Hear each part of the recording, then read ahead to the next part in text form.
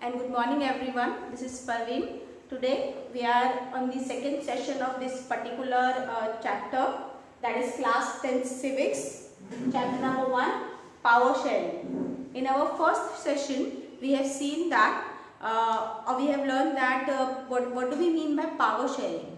I have given you an example that power sharing means when there is a division of power in a country, and we have seen, in this chapter we are going to see that why power sharing is very important. And to understand about the power sharing and importance of power sharing, we have seen that in our textbook there are 2 case studies have been given in this particular chapter, so that through those case studies we will understand that how power sharing or why power sharing is very important. And on our last video we have seen the ethnic composition of Belgium and Sri Lanka. Belgium and Sri Lanka, these are the 2 factual case studies through which we will understand that why power sharing is important. We have seen that Belgium and Sri Lanka in 19th, you can say in 18th century, in Belgium and Sri Lanka, there was an ethnic groups. In Belgium there are 2 ethnic groups on the basis of language, and that is Dutch speaking people and French speaking people. And in Sri Lanka we have seen that there are 2 ethnic groups, Sinhala and Tamilians. One Sinhala speaking people and another one is Tamil speaking people. Now when we have seen the ethnic composition in our last video, we have seen that in Sri Lanka Sinhala was in majority. 78% of population is Sinhala and 18% of population is Tamil. In that there are 13% Tamils who are from Sri Lanka and others are from the India. There are Indian Tamilians, so there are Sri Lankan Tamilians, and we are having 78% of population who are Sinhalas. That means we can say that Sinhalas are in majority. Sinhala speaking people was in majority in Sri Lanka on that time. Now when we are talking about the case study of Belgium and Sri Lanka, now we will see what is the condition of Sri Lanka on that time, what is the political condition of Sri Lanka on that time. In this particular video we will see that, and we will also see that what is the political condition of Belgium. Now first we will see what is the political condition of Sri Lanka on that time. See, Sri Lanka got independence in 1948. It is also called as majoritarianism in Sri Lanka. Now why we are saying majoritarianism in Sri Lanka?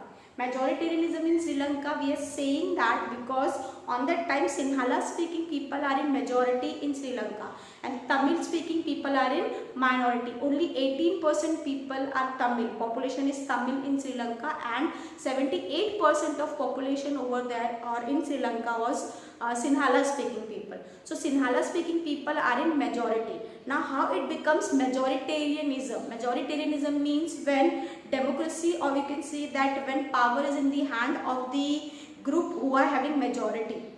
Because in democracy we say that we are having elections, and through elections we elect our, or we choose our government, we choose our representatives who can rule our government.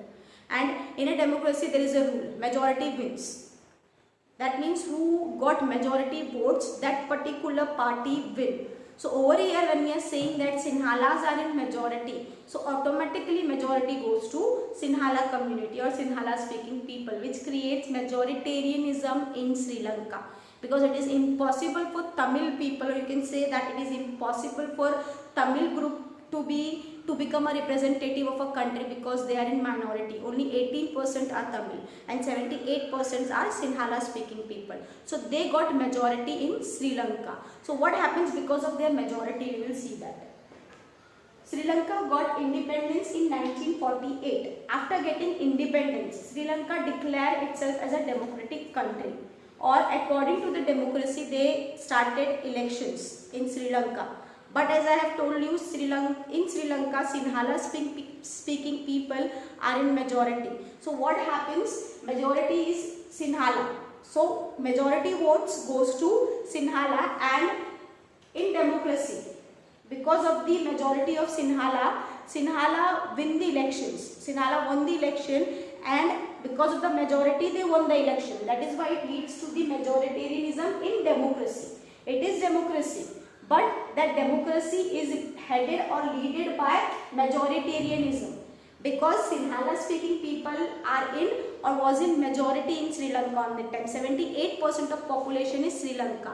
So in 1948, after got independence, Sri Lanka declared itself as a democratic nation, as a democratic country. Elections were held, but due to majority of Sinhala, majority votes goes to Sinhala, and Sinhala group will, Sinhala party who belongs to Sinhala speaking people won the election. And after winning the election, we can say that it leads to majoritarianism in democracy. There is no equality in democracy. Why there is no equality? Because due to majority Sinhala group of Sinhala speaking people, or party of Sinhala who belongs to Sinhala speaking people won the election due to majority of Sinhala, not because of the people's will. That is why we can say that there was a majoritarianism in Sri Lanka.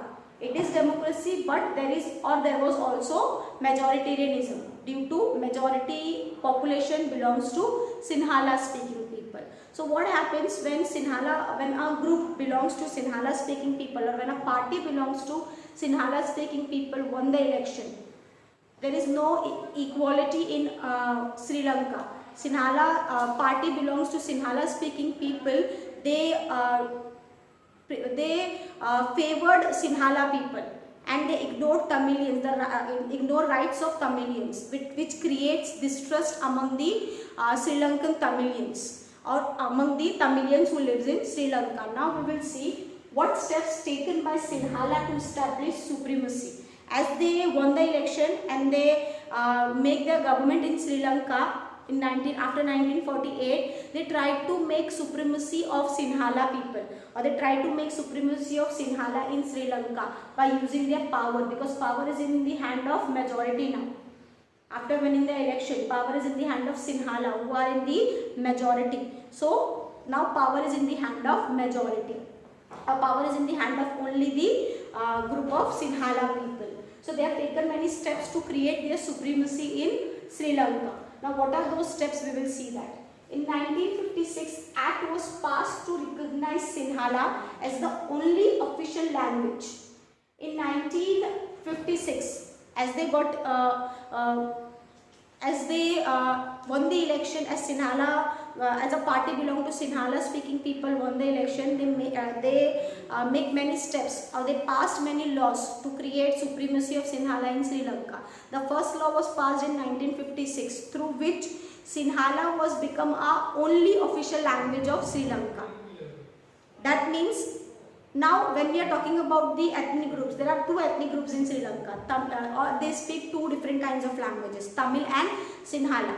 So it is unequal, or it is unfair to make Sinhala as only official language in Sri Lanka in 1956, which disregarding the Tamils, because Tamil is not an official language, or Tamil is not declared as an official language, or if Tamil is not declared as an official language, it is not fair to declare Sinhala as an only official language. So it disregards the Tamils in Sri Lanka. The law passed in 1956, which says that Sinhala is the only official language in Sri Lanka, which creates disregarding in Tamils. Secondly, Sinhala were given favors in universities and government jobs.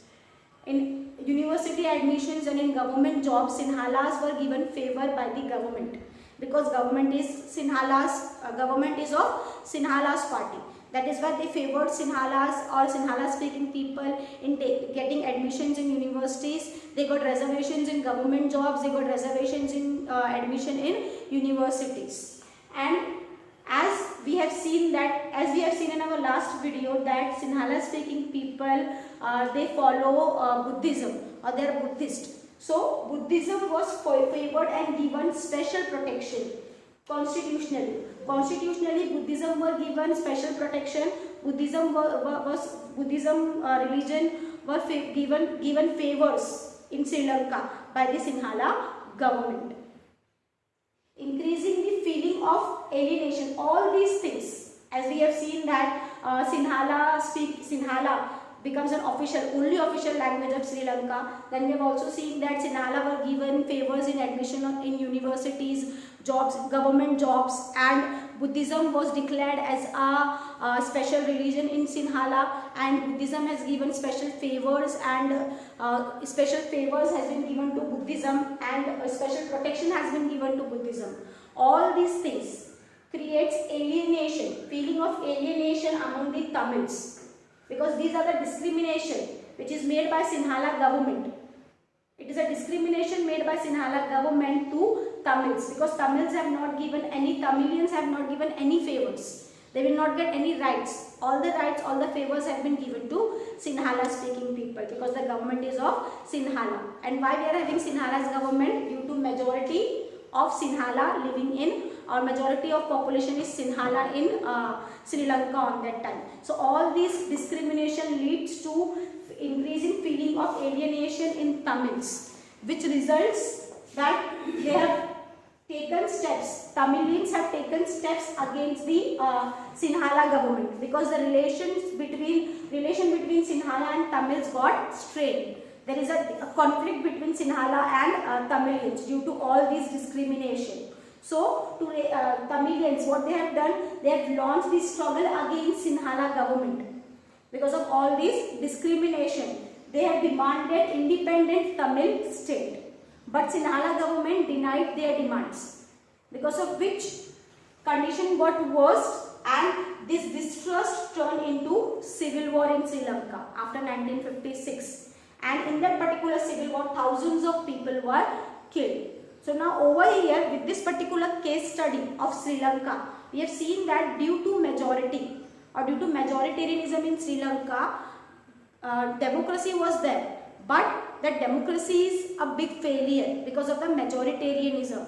Sinhala speaking people are in majority in Sri Lanka, and due to that majority, Sinhala party belongs to Sinhala speaking people won the election, and they favored only Sinhala speaking people and ignored Tamilians, and they discriminate Tamilians with Sinhala speaking people, which leads to civil war in Sri Lanka.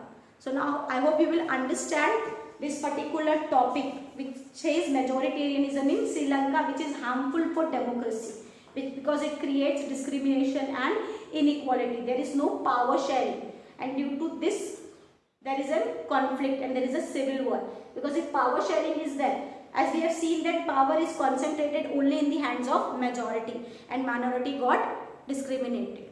So over here we have seen that power sharing is important, because if majoritarianism is there in a particular country, it creates conflict among majority and minority. I hope you will understand. Thank you. I hope you understand this particular topic. In next topic we will see accommodation in Belgium or power sharing in Belgium. Till then, thank you.